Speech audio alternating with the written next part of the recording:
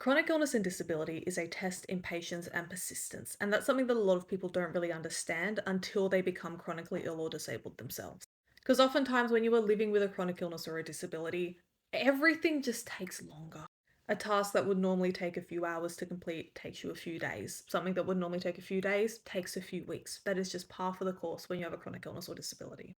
And it's incredibly frustrating when people use the things that you've managed to achieve or accomplish or create as evidence that you aren't disabled to the extent that you actually are, because they don't see how long it took you or how much you had to sacrifice in order to achieve that. For example, I recently finished the music video for my new song. It's not a particularly complicated video. It would probably take the average person a few days to finish.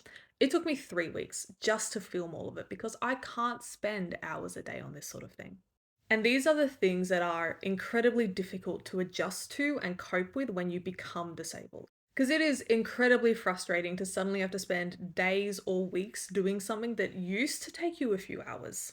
A big part of learning how to cope and live with disability is just learning how to be patient with yourself and with your body and to persist with things over the long period of time that it takes you to finish it.